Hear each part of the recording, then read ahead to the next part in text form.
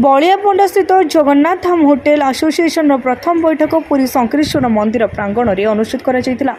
प्राय 50 रु ऊर्ध्व होटेल मालिकों को नहीं बैठक अनुष्ठित करा प्रथम सभापति संपादक एवं कोषाध्यक्ष चयन कर एक नूतन संगठन गढ़ा पर पर संगठन पक्षर किभली उन्नतिमूलक कार्य कर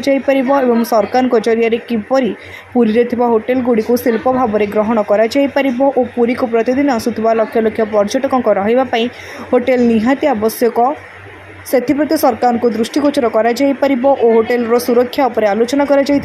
सभापति श्रीजुक्त शिवशंकर पात्र उपसभापति श्रीजुक्त लिंगराज महापात्र संपादक श्रीजुक्त सूर्यनारायण पाढ़ी उपसंपादक श्रीजुक्त सौम्यरंजन पाणिग्राही कोषाध्यक्ष श्रीजुक्त शिवनारायण महापात्र लीगल एडभाइजर भाव में श्रीजुक्त शरद कुमार रायगुरु को चयन कर 11 जनिया कार्यकारी कमिटी सह मत विधिबद्ध भाव में ये संस्था ये जो hotel owners association legal adviser रूपे निर्वाचित करा जायछि।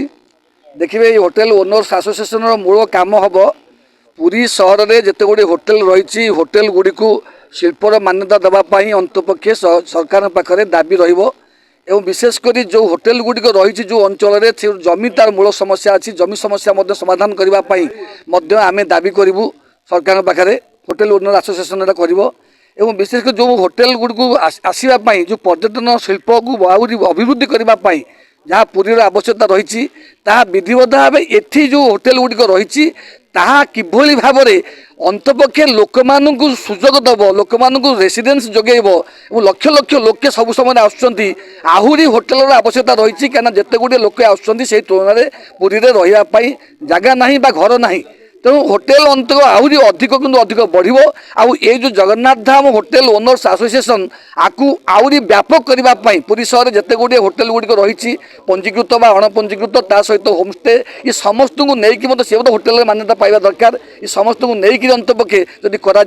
विधिबद्ध जो आसंता दिन में ये होटेल एसोसिएशन को संगठित कराहब एवं आपको पंजीकृत कर रजिस्ट्रेशन कर मूल समस्या जहाँ जहाँ रही सहित पुरी सहर जो लोकंर समस्या होटेल ओनर एसोसिएशन नब पर्यटक समस्या होटेल ओनर एसोसिएशन आसंता दिन में तुल धर यही कथा को लेकिन आज बैठक होता। पुरी रविना रचना निराकार महाराणा का रिपोर्ट तीर्थक्षेत्र लाइव।